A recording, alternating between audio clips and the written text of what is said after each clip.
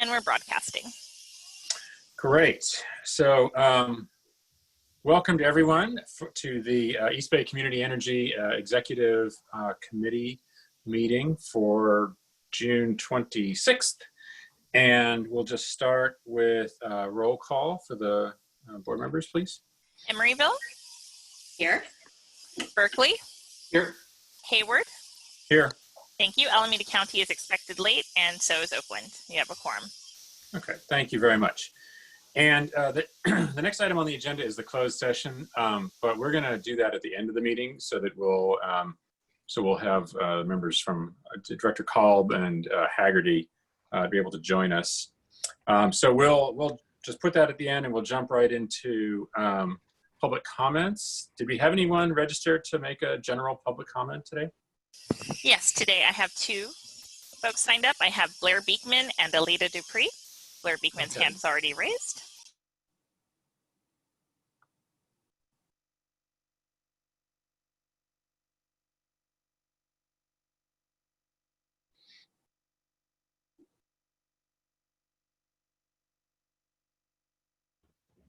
Hello, can you hear me? Yes, we can. Go ahead. Thank you. Yeah, I'm gonna have a new way to say that from now on. You'll hear it next time. Thank you for the meeting today. I wanted to try to remind that in your executive meeting in a Friday or two ago, and in your board of directors meeting on Wednesday, you both times mentioned the idea that you're not going to be using, it's possible you're not going to be using as much renewable energy by this fall, I think it was. And it was a very clear sign to me that is because of the deal that you've made with PG&E in this past few months. And it hurts, and it's, you know, I just want to, I want to be there. I don't know the depth of knowledge to talk about these issues, but I want to be there, how we can work towards renewables in the next 2 or 3 years. And we really, you know, this was supposed to be a time for consolidation with the deal, you know, really practice what we can do to make renewables possible in the next 2 or 3 years. And I think we can accomplish really good things. The other thing I wanted to mention, I'm not a big smart meter fan. I'm from San Jose, and smart meters come creeping through the back door often in city council meetings, and they get all excited about it, and then they realize they got to put it back a little bit because it may be harmful, and you can't just dump it in the community all at once. And you know, these things take time to get used to and adjust to. And you know, I'm not a big fan of radio frequency, you know, having a ton of radio frequencies in our air. And so you know, I just want to ask you to caution with this, and that I know that there's a group in Alameda, the city of Alameda, called Alameda Safe Energy, and they've been advocating for good practices for years now. And I hope they can be a resource and a reference that you can rely on and talk to if you need. I think in our future, it doesn't involve smart technology things. And you know, you have good local programs that you're getting underway that I thank you, that it's nice to learn about here. I have 45 seconds left. It's nice to learn about these things here, but I being from San Jose, they want to always add that extra text to projects, and I don't think that's the answer. I come from the ideas of guidelines and accountability and responsibility with technology, and that's the innovation, and that's how we guide ourselves, and that means community involvement and community participation. And that's the future of local community energy and how it's all connected. And it's a decision making for all of us that doesn't harm us. It's not a large corporate decision making that was handed down to us. So I just wanted to make my feelings clear on this, and good luck with your thinking with this meeting and with our lives. Thank you. All right. Thank you, Blair. Can you hear me? Yes, your microphone. Yes, go ahead, Alita. Thank you, Chairperson Mendel and members. Alita Dupree for the record, she and her.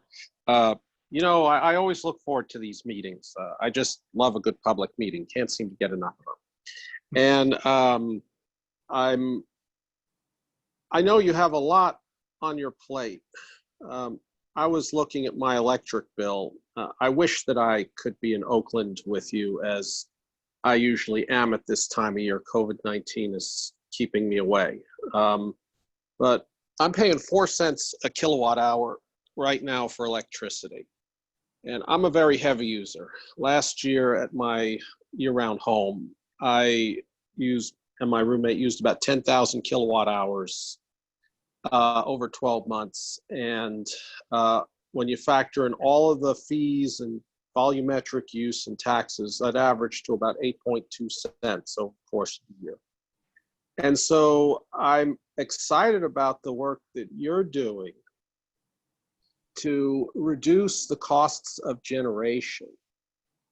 And I ask your continued advocacy in the larger scheme of things, as the leaders that you are, to help bring down electric rates in California. There are some places in Washington state where people pay about 2.5 cents per kilowatt hour. And so certainly when I read my Cal ISO reports and I read about renewables being curtailed during the day, and at night the grid has to turn on these big fossil fuel power plants, there's a lot of work to be done to try to right that. I do have technology. I actually have a smart meter. I'm actually one of the earliest advocates of smart meters in Nevada. I can log in every day and check a website and see my usage broken down to 15-minute increments. So I'm able to do my part as a practitioner of time of use in order for me and my roommate to keep our electric rates low, as we are people of modest means. So I think you're doing a lot of good work to respect the brand. I do have 100% renewable energy coming into my home, but I do that by the use of unbundled renewable energy credits, which come from a wind farm in Oklahoma. It's all well and good, but I really like the local development aspect. I remember going to speak at the Moapa Paiute Reservation to advocate for the closure of the Reed Gardner coal-fired power plant. In March of 2017, that plant was closed. So I look forward to what you're going to talk about today, and thank you for your continued work. Thank you, Alita. And I'm just gonna, we can't really discuss it, but I do want to make a public comment to respond to a couple of things that Blair said. So first of all, we have no control over the meters. That's completely managed by PG&E. They're dealing with the infrastructure, not us. And so, you know, we haven't made any decisions one way or the other. And then the changes to the renewable ratio have nothing to do with any deal that's been made with PG&E. It has to do with an imposition of cost that PG&E and the CPUC have imposed on us. It's not something we agree with. It's something we very much vehemently disagree with and have been fighting against tooth and nail. But it is something that we have to deal with now that it's happened. So just those, I just wanted to sort of either correct or add to the record those two things. Okay, so, and I don't see any other hands up for public comment, right, Stephanie? Correct. There are no other speakers for public comment. And Director Kolb has joined us. Great. Welcome, Director Kolb. Thank you for announcing that. Director Kolb, we moved the closed session to the end of the meeting. We just finished public comment, and we will move on to approval of the minutes from both May 22nd and our special meeting on June 17th. Were there any corrections to those minutes that are needed? All right, then. Oh, yeah, go ahead, Stephanie. I'll find it. I'll correct this. Actually, your special meeting on June 12th, not the 17th. The board meeting was on the 17th. Yeah. Oh, okay. That's in. Yeah, that might just be a mistake in the agenda. Yes, just the agenda. Thank you for that. Yeah. Okay, then a motion would be appreciated. Move approval. Second. Thank you, Director Arreguín and Director Kolb. We need a roll call vote, please. Thank you. Emeryville? Aye. Oakland? Aye. Berkeley?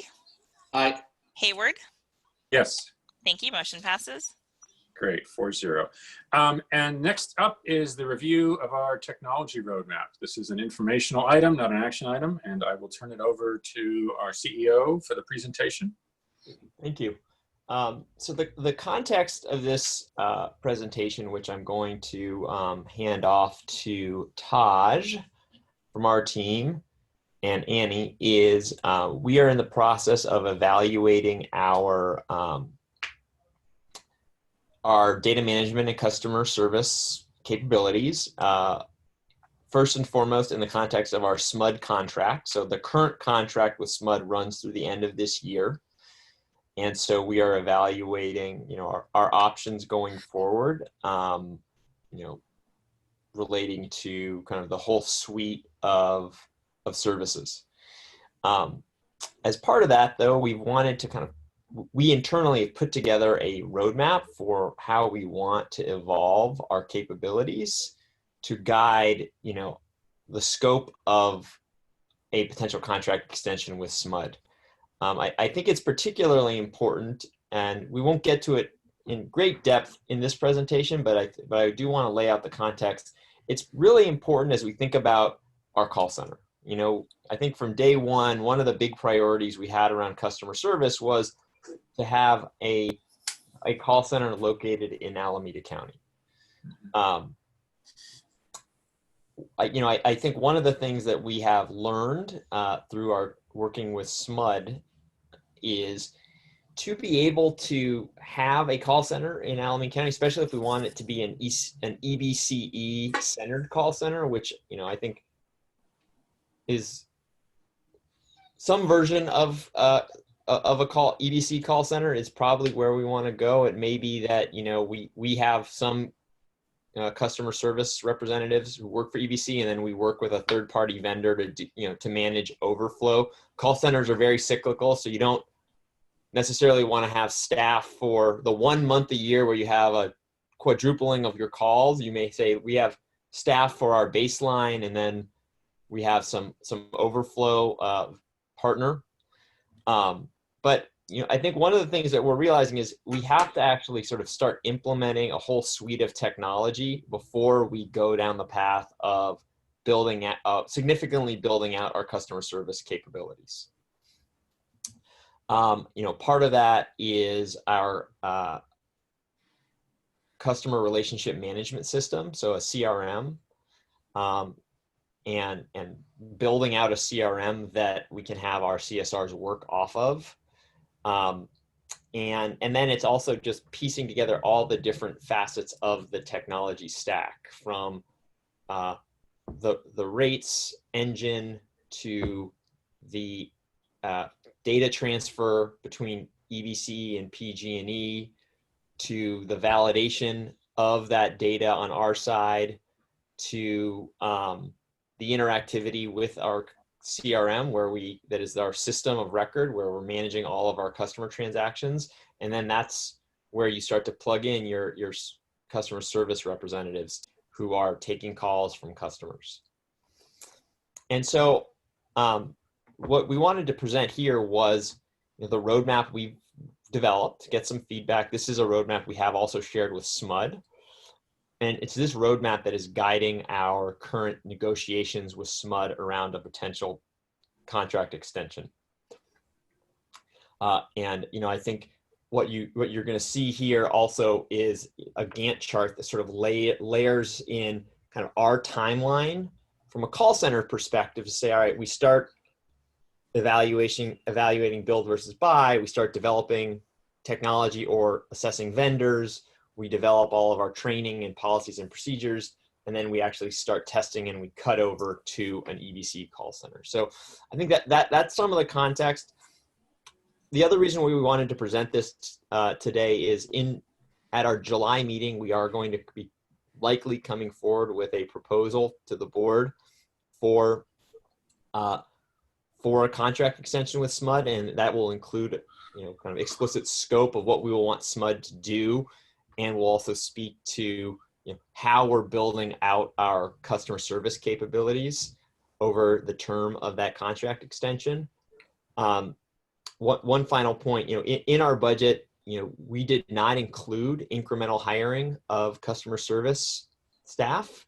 That had been something prior to, PCIA and COVID. We had in our roadmap that we did want to hire between 2 and 3 customer service staff in this coming fiscal year. But again, given the constraints that we're operating under, we felt it prudent not to incur those costs just yet.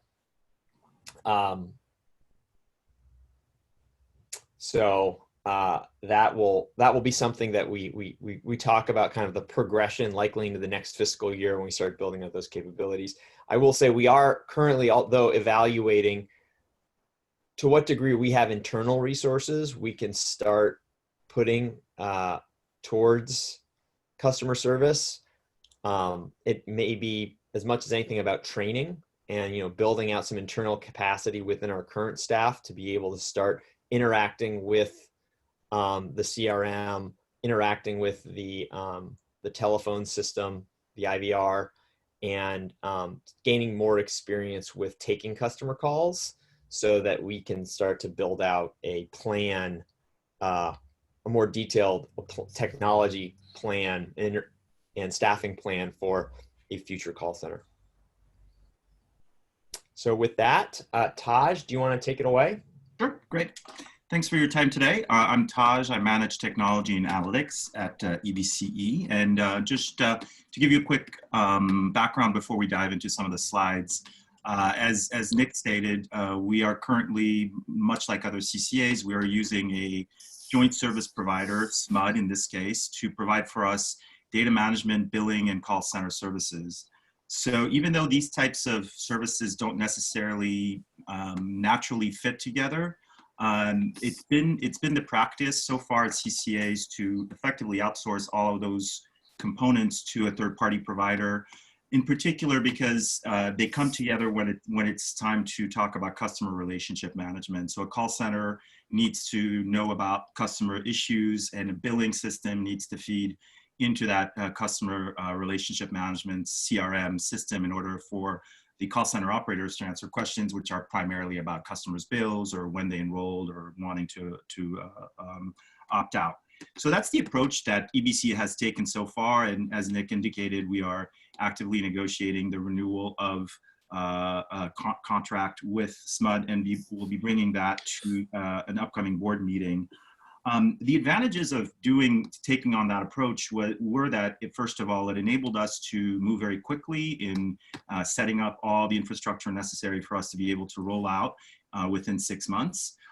It gave us access to a real depth of expertise. SMUD obviously is the Sacramento Municipal Utility District, so by using them to deploy those services, we also immediately had access to their knowledge of the utility industry.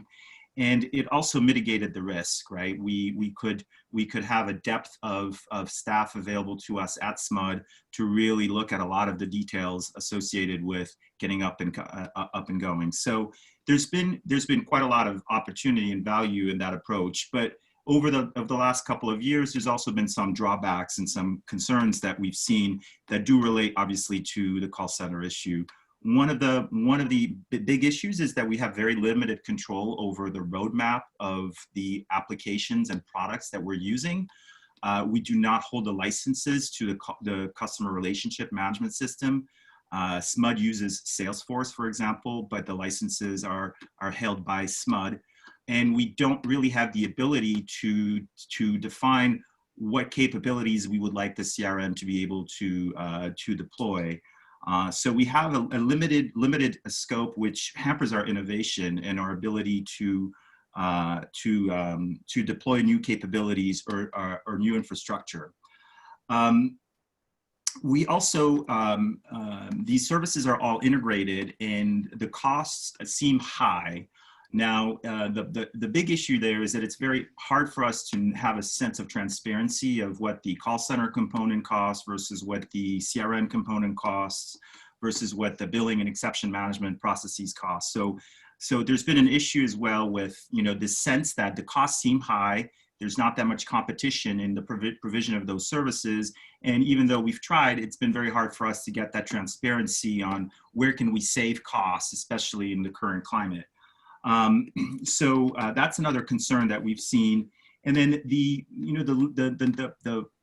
analytics and reporting capabilities that are being provided as part of these suite of solutions, in my opinion, are almost an afterthought, in the sense that they aren't necessarily they aren't necessarily the focus of the solution. It's really about making sure that we get the bills out the door, rightly so.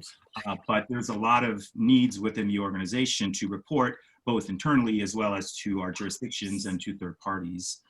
So that's the one context. Separately, EBC has engaged in the development of of its own infrastructure using the Google Cloud Platform. So we've been working at this for the last 2.5 years, and have developed quite a robust internal platform that collects a lot of the information that comes already from SMUD, for example, but also from third parties. We take tax assessor records from the County of Alameda. We have Google Sunroof solar potential. For example, we receive weather data, we have information, and then we use the platform to share data with third parties, for example, in our local development group, or for our account services group.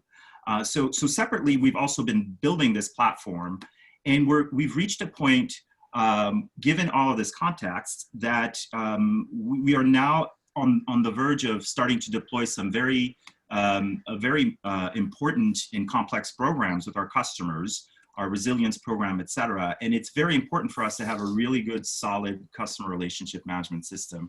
And we just haven't been able to get to that point with the current solution that we have available to us. And really, what we're trying to do is some pretty classic CRM stuff, like sending a communication to a customer, following a lead, following the journey of that customer as they progress with us, integrating their enrollment, et cetera.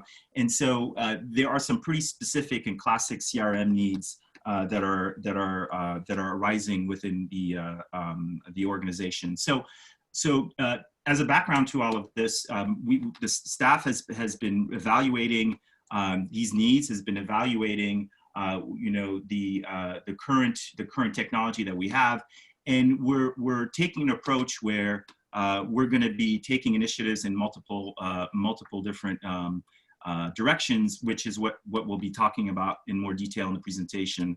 First of all, we are planning to implement a separate CRM solution. We've come to the conclusion that really the customer system of record, which is what a CRM would be, really needs to be a system that is owned and operated by EBCE staff. So we would hold the licenses to that CRM. We're currently reviewing various technologies that are available to us, and we've included in our approved budget the cost of implementing and deploying and licensing the CRM.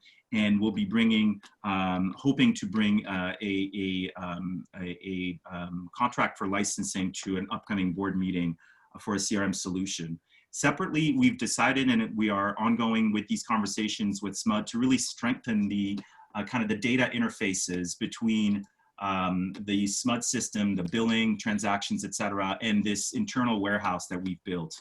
So we already do a lot of daily exchanges. There's terabytes of data that flow every day back and forth between SMUD and our system in an automated fashion. We're looking to augment and strengthen those interfaces so that we really have an underlying data warehouse that can then support the CRM solution that we're looking to deploy.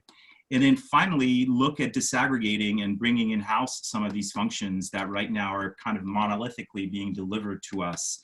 I'm not of the opinion that we are going to say we're going to be separating everything, or that we are going to be bringing everything in-house. I think there is most, if not all of these functions probably will still remain with the third party, but it's really this disaggregation that is designed to enable us to, first of all, I think, apply downward pressure on costs, and also basically bring some competition to these services. And finally, give us the opportunity, for example, to have a call center service that is running off of our CRM that may have both our staff as well as maybe the staff or a call center service provider. So those are the 3 points that we are working towards. And as a next point, I'll just go through a couple of the slides. So Stephanie, if you could move to the next slide. This is kind of an idealized system map. In orange are the functions that are being performed by SMUD, our data management service provider. In teal are the functions that EBCE is currently either owning or managing, and then in gray are different data parties. But effectively, you'll notice most of this right now is primarily focused on SMUD running most of these functions. So there's a billing engine that basically bills generates bills and submit those bills to PG&E. There's a transaction exception management process that's quite important, and frankly one of the key things that our SMUD partners do very well, which is to manage all sorts of exceptions that come from the meter data, from the billing data, and really make sure that we minimize the number of bad bills that are going out the door. There's obviously a whole data warehousing and storage system that keeps all of the transactions, all of the meter data, both the interval meter data as well as the billing data. There's a reporting layer that supports some reports to our groups, some groups more than others. And then, as I mentioned, there's a CRM, but that's really kind of limited to be the glue between the call center and the website and these other transactions. And separately, EBC has built its own platform, as I indicate in the bottom. And that platform really feeds a lot of the reports, both internally and externally, that right now most of the analytics that our team uses are generated from that platform. And as I mentioned before, it syncs with a lot of the other data sets. And the one thing too that it does that the SMUD solution doesn't do is that it takes in these other third-party data sets. For example, as I mentioned, the Google Sunroof outputs, the tax assessor data, et cetera. So that's the current situation. And in the next slide is really where we are looking to go.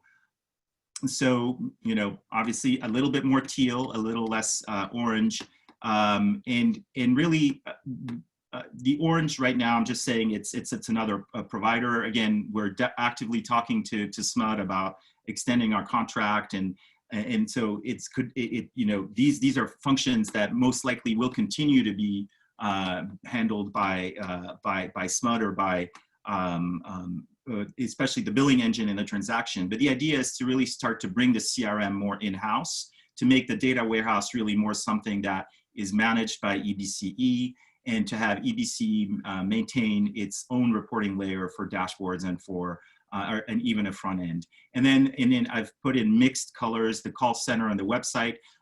We're considering a variety of different options.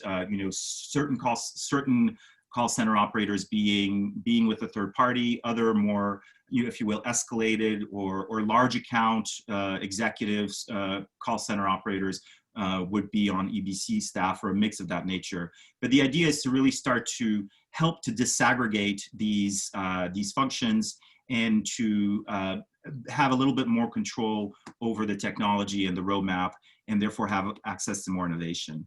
And then finally, on the third slide, if you could move to that one, Stephanie, is the roadmap. It's a bit of an eye chart, but this is really to give you a sense of the thought that we're putting behind trying to look at how we could get to a place where we have achieved this over the next 12 to 18 months. So this is a condensed roadmap that really looks at the next 18 months.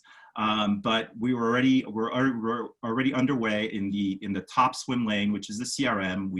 We're working towards selecting a CRM system. Where we've gotten meetings with SMUD to talk about how we can strengthen all of these data interfaces, which is part of the blue swim lane, which is to improve and expand our data warehouse. And then there's two other areas of activity that we plan to engage in. One is to look at call center options, and the other one is to look at billing and transaction management options. Those are the last two swim lanes that you see there. And both of them really are about, first of all, evaluating a build versus buy by looking at what's available out there, by looking at whether we really want to, how much of this do we want to build, or how much of this do we want to have as a third-party service, and then going through the process of developing the necessary framework and structure in order to be able to support whatever that decision is. So this roadmap is an aggressive roadmap. We're hoping to have more time than 18 months to make this transition. But we've put this roadmap in place to give us a sense of what it would take for us to be able to get to that point as quickly as possible. And so with that, I'll conclude my presentation. I believe that's the last slide. Okay, thank you, Taj. Are there committee member questions? So I see that there are a couple of hands raised, but they aren't. Go ahead, Director Culp. Thank you. Sorry, I missed the. Here. There, now I actually raised my hand through Zoom. Yeah. Okay. So this sounds great, and thank you for all the work. I know we had said and still believe that we should move this from some out-of-county contract to in-house based in Alameda County. Have we looked at whether there are options within Alameda County, which mean people who live in Alameda County working there, to contract this out like we do now, but contract it to a local vendor based in Alameda County with local workers? Have we looked at that option? And we have talked to a lot of vendors there. If you recall, when we made the original decision, GridX was one of the options. They are based in, I believe, Fremont. They do not have an internal call center. So, there is a vendor. I think our view generally, though, is the transition that we want to pursue is one of a disaggregation of services. So right now, everybody works with a single vendor, whether it's SMUD or Calpine or GridX. We think there is a lot of lost value in that disaggregation. You're basically paying somebody to manage different elements. We feel like we want to manage a variety of vendors and figure out, in some places we want to build it ourselves. In some places we want to contract with a third party. So I expect that as we sort of make this transition over the next 2 to 3 years, we'll be able to determine for some services absolutely there's going to be an Alameda County vendor for us to work with. In some cases there may not be, and in some cases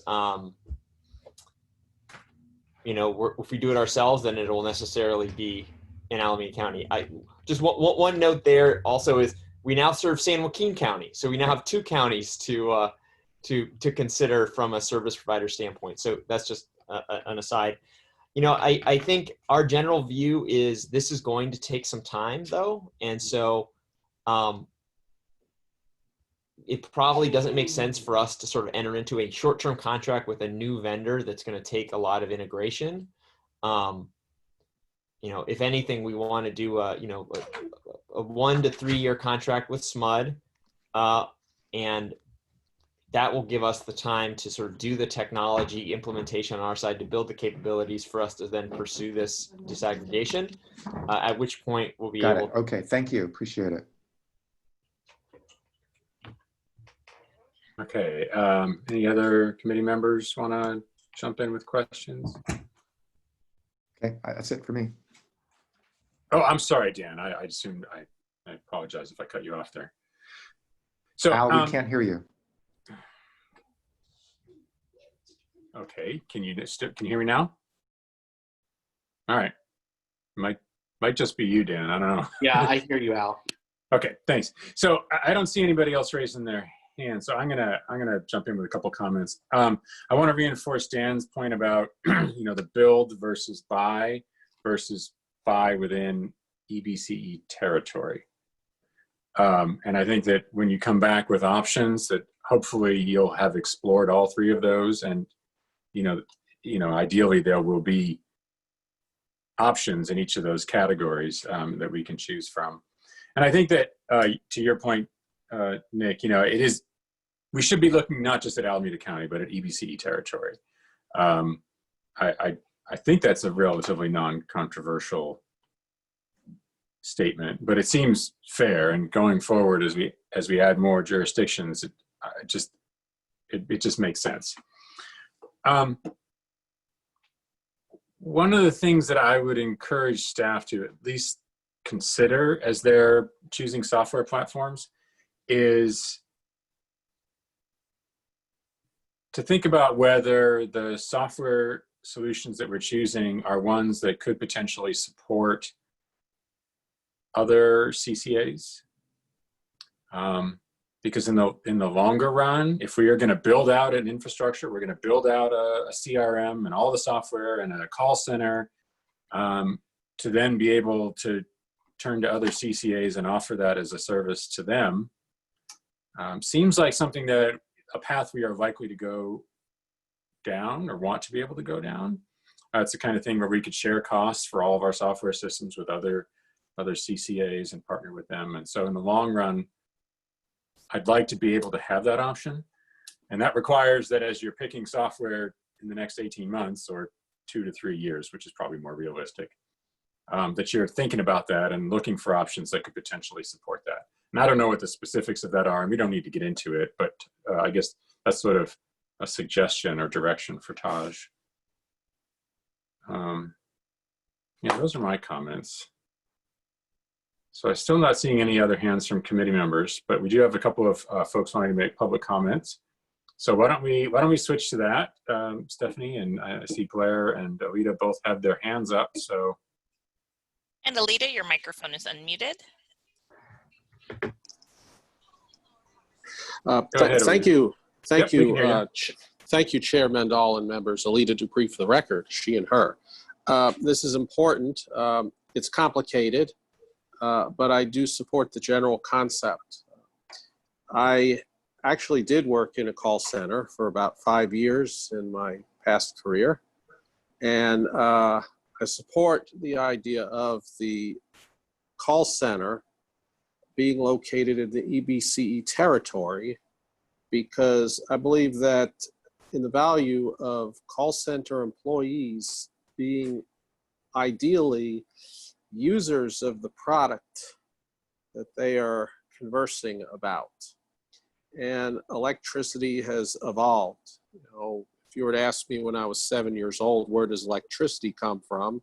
And I would have said, well, it comes from the wall. Of course, we know that there's more to that.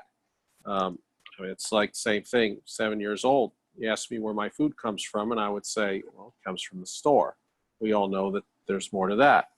So, certainly to bring this in-house to deal with the increasing complexity of electric service and the need for people to have clear and concise answers emphasizes the importance of training in the unique aspects of the product of a particular organization. And nothing against SMUD.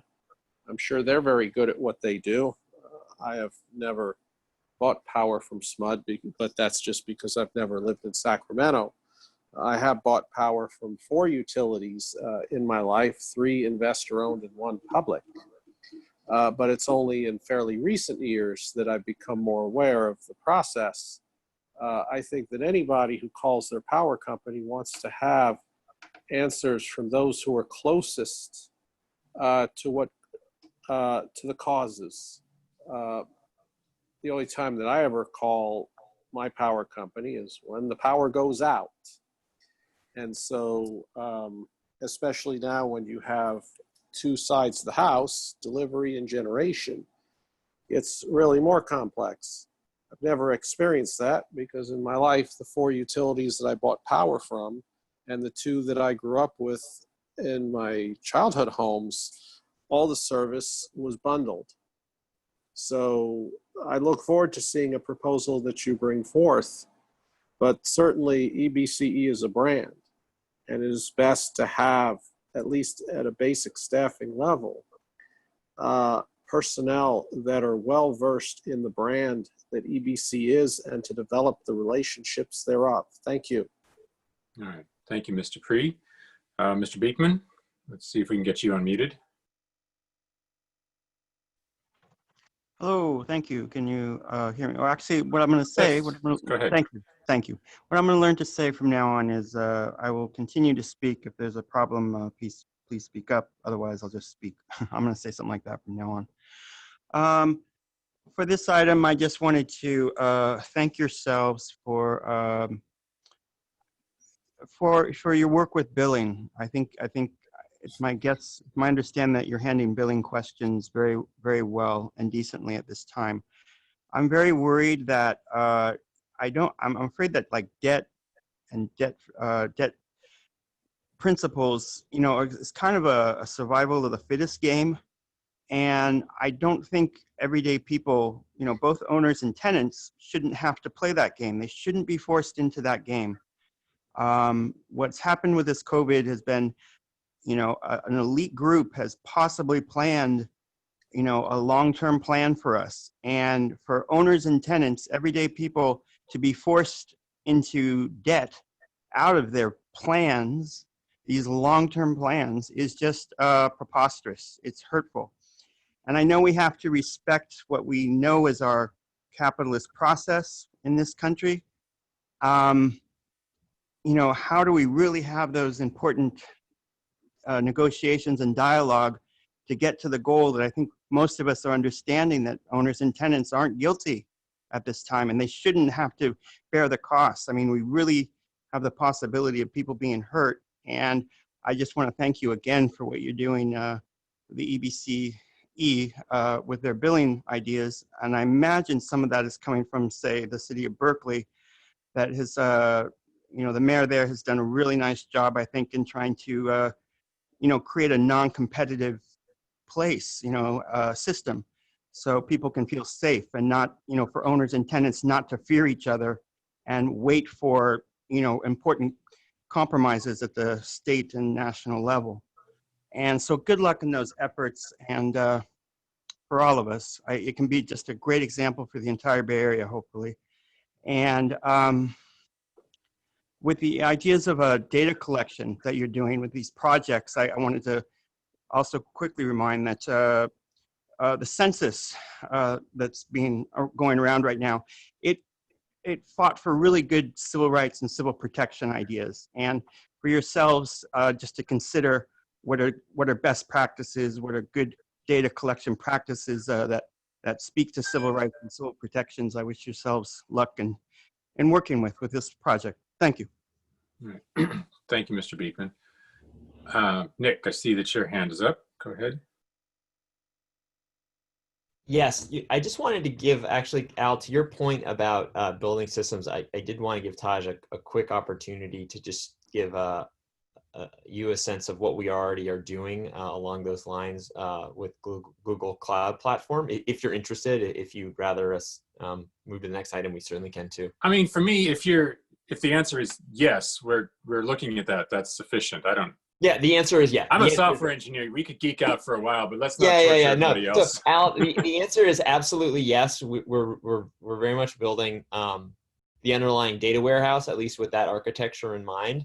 And I think our hope is that the model we're trying to develop here is something that will be of interest to other CCAs. Right. Okay. So. Thank you. That's fantastic. I'm glad you guys were already looking at that. And I don't see any other hands on this item, so thank you all. And we'll move on to the next item, which is the regulatory and legislative update. Nick, are you kicking that off, or are we going straight to Ms. Brandt? We'll go straight to Ms. Brandt. All right. Melissa. Great. Good afternoon. Good afternoon. So I'm going to go through some regulatory update and then a legislative update. And please feel free to interrupt me as you have questions on any of this. So to start, we are going to update on 2 of the regulatory proceedings today: resource adequacy and the PG&E ERRA, which again is the proceeding that sets the PG&E bundled customer energy rate as well as our PCIA. I didn't list on here PCIA because we really don't have enough details worth its own slide, but just real quick, I will mention that Protect Our Communities is filing an appeal of the 2018 decision, and CalCCA has decided to file an amicus brief in that proceeding before the appeals court on July 6th. Also, the PUC is reviewing the Working Group 3 allocation proposal, but that's really not a change in status. So we're just continuing to wait for them to do that. For resource adequacy, this proceeding's been really busy. We've had 3 recent decisions that I wanted to report on. And then with ERRA, we continue to do work on the forecast and compliance proceedings. So I'm moving to the resource adequacy slide. So the PUC issued a decision on the central buyer issue that we had been, I think, attempting pretty hard to influence a different outcome than what ended up being the case. Under the CPUC's decision, PG&E is going to be buying all local RA for all PG&E distribution customers, so including EBCE's customers, starting in 2023. And then they'll be recovering those costs in a delivery charge on the PG&E side of the bill. You know, it's problematic for a couple reasons. I will say that the final decision did create a working group that is supposed to explore how to provide compensation for folks like EBCE that might already have local RA contracts signed, so that we know that we're getting the value for providing that local RA for the system. But it's unclear what that working group is actually going to come up with. So in some sense, they punted on the issue. We don't have a methodology. We don't know if the methodology that's developed by this working group will be fair. We're definitely planning to engage in and participate in the working group, but we're also, I think, exploring other options in the proceeding in case this is an inequitable outcome. I think more concerning is that the decision also eliminates an important part of the value stack for our local projects that reduce load. So if we are investing in, you know, behind the meter solar plus storage for resiliency, if we're investing in energy efficiency, in essence, any project that we invest in that reduces the load, thereby reduces our compliance costs. But because of this decision, it actually ends up reducing compliance costs for all of PG&E's distribution customers, not just EBCE's. So on the one side, we are the ones paying for those programs. Our customers are paying to invest in those programs, but the benefits go to a much wider group of customers, leading to a bit of a cost inequity. So we're continuing to meet with the commission to discuss this issue. I think it gets a little bit weedy and technical and hasn't been at the forefront of some of the policy debate. And so I think it's just not well understood. But we need to continue to elevate this issue. It's something that the DER community has been pretty upset about, and something that we don't think that the commission got right. So so that's the upshot on resource adequacy central buyer issue. If there are any questions, I can take those, or I can move to the other decisions. Not seeing any hands, so why don't you, oh, all right, there's Dan. Go ahead, Director Call. Yeah, you're muted. You're muted, Director Call. There we go. There you go. So I recall, and maybe you're going to get to this, last year or the year before, last year, I think there was a legislation that would have imposed something on regarding who's going to purchase RA. I can't, maybe more than one bill. I can't remember. So, but those bills did not pass, right? Or did they pass? No, they did not. Okay, so PUC is doing this on its own? Sorry? PUC is doing this on its own, irrelevant of any bills? That's right. I see. So they decided to go forward. The RA legislation does allow the CPUC to set up a central buyer if they think that it will lower costs and create greater reliability. So that's what they're claiming it will do. And so there was some legislation that would have done something similar that we fought pretty hard against. That was AB 56. And then there was the legislation that CalCCA was sponsoring, AB 3014, that was Muratsuchi's bill, that would have instituted a central buyer, but in a way that enabled us to recover our full value. And so obviously that was the bill that we were backing. Due to COVID, neither of those bills moved forward. So certainly we're going to have to continue to have conversations with our legislators, and we may need a legislative fix next year. But the PUC decided that they were going to go ahead. They didn't want to wait. Thank you. Okay, thank you, Director Kalb. And I see that Director Haggerty has joined us. Welcome, sir. And just as an FYI, we're on item number 7, the regulatory update, and the closed session has been moved to the end of the agenda. Thank you. Okay. Next slide, please. Yeah, go ahead, Melissa. Sorry. Okay. These slides are a little bit outdated because there was a CPUC meeting yesterday, but the CPUC did vote out 2 additional RA decisions. This one in front of you is the import RA decision, and it proposed a more narrow definition of qualifying resources for import RA than we've previously seen. And so that increases the requirements for import RA resources that aren't tied to a specific resource. The effect of this is that it will likely reduce overall supply of import RA because fewer things qualify, which will then increase the overall cost of RA compliance. And these rules start to apply in the 2021 compliance year. This was expected. I wouldn't say this was a surprise. There's been a lot of debate about whether the RA that folks have been in contract with and have been claiming for import was really there, and whether that was enough. So the CPUC took a view on that and has therefore decreased that quantity. So that will definitely affect RA prices for our customers. Next slide, please. And then they also voted out another decision on track 2 RA issues. And these are a lot of refinements to the RA program. One of the things that CalCCA had requested was a waiver for 2 of the 3 flavors of RA. So today, as a way to mitigate market power, there is a waiver you can apply for if prices get too high for local RA. And the idea is that customers shouldn't be held hostage to generators that are exercising market power. There's no similar waiver for system or flexible RA, and CalCCA was asking for that, predominantly because, again, we are starting to see market power exercised in that space as well.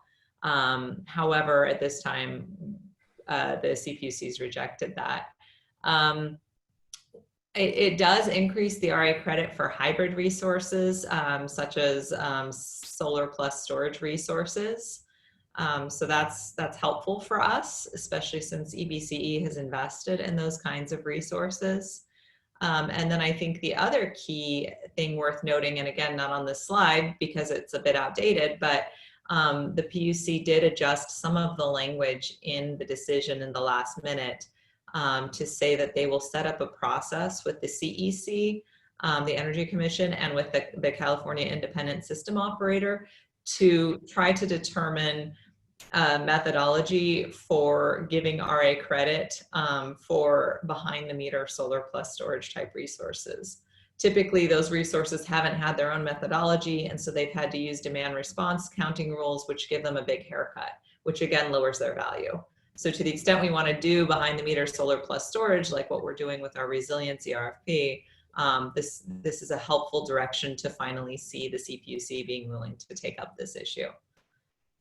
So that decision was voted out on yesterday, and there's a track 3 of the proceeding, which is looking at much more sweeping program reforms to RA. And so we're very actively engaged with other parties in what some of those reforms might look like. And you know, I think it is possible that some of those reforms might solve some of the challenges that we're having today, but that's a longer term goal. So let me, before we move on, can you give me, or maybe Nick or Howard, an order of magnitude sense of the financial impact to our annual budget? I mean, we're talking like hundreds of thousands of dollars, tens of millions of dollars, something to these decisions. I'm just trying to get a sense of the magnitude here. So Nick, I would assume we had already built in the costs of the import RA going up because we kind of saw the writing on the wall. Yeah, I think that's right. I think, you know, more than anything, what it probably does, Al, is we were hoping that some of these rules would loosen the supply of RA that's tight right now. And so we sort of built in these costs, and our hope was these would actually, our costs would go back to historical prices, which were about, you know, half what they are. So, you know, I think it is millions of dollars of total cost, but it's more probably in the order of reducing our costs from where they are today, as opposed to future increases in costs that we haven't, you know, budgeted for. Okay, so a good bit of bad news, or a bad bit of good news. Okay, thank you for that clarification. I think the bigger cost piece is just that the central procurement decision can change the economics on some of our local investments. Yeah. So both, you know, the local projects that we are trying to do, as well as the load reducing or load modifying projects. Yep. Okay, thank you. Go ahead to the next item, please, Melissa. Sure, next slide, please. So in terms of the ERRA proceedings, we already have the new PCIA rates in effect. And as you are aware, the cap limits those increases of PCIA to 30%. But as we also know, PG&E could file an application to increase rates as early as August or September once they hit kind of a certain level of trigger, which means that essentially the difference between the cap and what we otherwise would have paid gets too high. And so if that trigger application was approved, then the rates above the cap could come into effect 60 days thereafter. There is an annual forecast filing due in June. This year, because of COVID, that was moved to July 1. So on July 1, we'll get a forecast filing from PG&E, which will help us understand where they think 2021 rates are going to go, as well as, you know, just the assumptions that they're making with the methodology and their counting. So that will not be final numbers. We get much more accurate numbers in the November timeframe, but it's kind of a first look at where they see the rates going. And then we have the 2019 compliance proceeding, and we have been looking at whether PG&E should be subject to any disallowances, for example, for failing to sell excess RA in 2019. So anything that they didn't do properly in 2019, this is the opportunity to come in and say, you did that wrong, therefore you shouldn't be able to put all of those costs into rates. So there's kind of the forecast, and then there's the audit, if you will. So we're actively engaged in all of those right now. No other headline at this stage. Okay, and no hands up, so keep going. Next slide, please. Okay, so the legislative update. First, a little bit of a summary on the budget process. On the 15th of June, the Senate and Assembly passed a placeholder budget to meet the requirements of law. And then recently the governor and the two House leaders announced that they come to an agreement. The Senate voted yesterday and the Assembly is voting today on the budget. And then the Assembly will be on recess. They've actually been on recess, so they're coming back to vote on the budget. Then they'll go back to their recess and they'll reconvene in mid-July. We expect more trailer bill discussions in later July and in August, and those trailer bills will kind of make up the rest of the budget. So we'll continue to follow that. I think of note for EBCE, with respect to the Cal EVIP, the Electric Vehicle Incentive Program, we're just actively monitoring the budget process to make sure that those funds get allocated for 2021, since EBCE has been working with the CEC to get those funds, or to get a portion of those funds. Then the bills that we were initially tracking this year or taking a position on, really most of them never got a hearing due to COVID-19. Yesterday, the Senate passed SB 1215, which is a Stern bill on microgrids. There was an amendment in there that we were considering. There's actually language in the bill that would require the CPUC to develop accounting methodology for behind the meter storage in the context of RA. But as I mentioned in yesterday's CPUC meeting, the PUC revised the decision and committed to a process to do this anyways. So that amendment will probably not take hold in the final version of the bill. The bill's moved on to the Assembly. And then AB 105 also passed the Assembly and is headed to the Senate. This bill would exempt non-residential solar from real property and improvements for property tax purposes.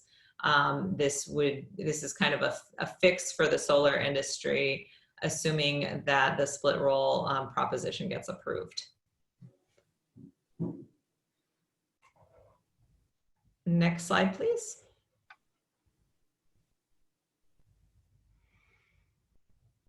So these are just some of the bills we were tracking previously, and I put up their current statuses.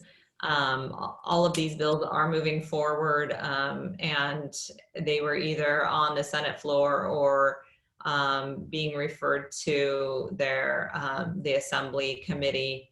Aside from the first bill was a Assembly bill, so that's actually pending a Senate committee. So they're all moving to their second house, essentially. But nothing in here is really key for EBCE. Next slide, please. I think that's it. I think that's it, yeah. All right, thank you. Melissa, are there any comments, questions? Not seeing anybody. Nobody's waving their hands that I can see. So Stephanie, why don't we see if there's public comment? Yes, I have Seda Dumas and Blair Beekman. Okay. Seda, your microphone is unmuted. Hi, this is Jada Durmaz Dogan. I'm an Auckland resident and I'm a local Clean Energy Alliance.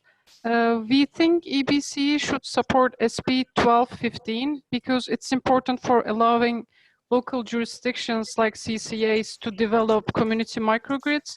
Right now, only the IOUs have that ability, and this bill makes important changes to the public utility code that are necessary to make it possible for EBC to develop microgrids. Thank you. Thank you, Seda. I see Mr. Beekman is ready to comment, or at least has raised his hand. Unmuted, go ahead. Blair, go ahead. Oh, see, now you. Now it muted itself. Now I can hear you. But it came back. Thank you.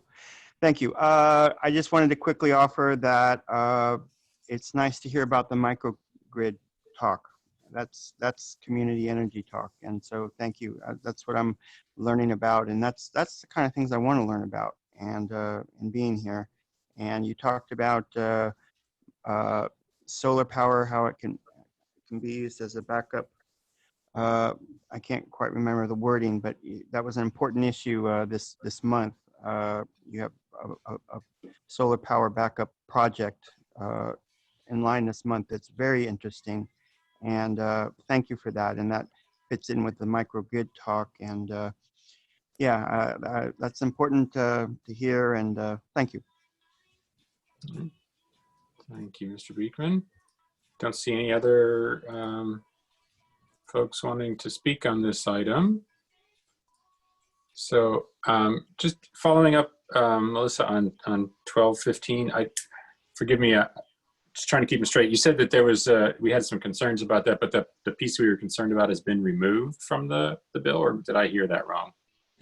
Close. So essentially, we had been looking at whether we needed an amendment in that bill that would strengthen some language ordering the CPUC to develop a methodology, but they've decided outside of the legislation to do that, to take that path. So I don't think we need that amendment to force the CPUC to take up this issue because they're doing it of their own volition. So would it make sense to come back and support the bill then as it's written, or is it sort of a neutral action overall to EBC? So I think CalCCA has been looking at supporting the bill. I don't know if there's anything in there that's specific to EBCE that wouldn't be covered by the broader CalCCA interests, but we certainly could look at taking a support position on the bill. Okay. Well, that might be something that could be, I don't know if it works out timing wise, it could be brought to the full board, maybe just on the consent calendar at the next meeting. If staff, analysis concludes that makes sense. Okay. Not seeing any other committee members raising their hand. Last chance. All right, thank you, Melissa. And we'll move on to the next item, which is, well, we'll do the committee member and staff announcements and future agenda suggestions before we go into closed session. Again, not seeing anyone. The only staff ahead. announcement would be a question to the group about canceling our July meeting. Is currently, I don't think we have anything specific that we feel like we need to cover. We can wait until the week of, certainly as well. That's fine. So my general feeling about meetings is if there's nothing to cover, then we shouldn't meet. And I wouldn't mind if you, I think, waited until 2 weeks before to cancel, unless one of my colleagues wants to make a different suggestion. I think that's reasonable. Yeah, so This point of clarification, you're referring to this committee meeting, not the board meeting. Correct. Yes, exec committee meeting. Yep. Scheduled for July 24th. Yeah. I mean, we do meet monthly. So if we got a month where there's nothing urgent, then it's okay. We don't have to meet for the sake of meeting. So, and I think we can leave that to staff's discretion. If you want to, reach out to me if there's something on the borderline, I'm happy to weigh in as well. Great. Okay. So with no further announcements, I'm going to adjourn to closed session, and we will be meeting there for a little while, and we'll come back and announce out and then adjourn the meeting completely. For those of you who don't want to hang around for that, since it's going to be a lot of time for not much action, I suspect. Thank you for calling in, and to my colleagues, I assume, Stephanie, that you'll. Yes, so we are moving into closed session. Yes, I was speaking to the public members. Yeah. Is there a separate link to go into closed session? How do we get to closed session? Yes, the link to closed session is included in your calendar invite. Okay. So we'll all be leaving this meeting and logging into that one. Okay, well, I don't run under calendar invites because my staff puts their own invites on. So I'll send that to you right now. Thank you. You're welcome. All right, I'll see the committee and the other meeting in a moment. All right, thank you all.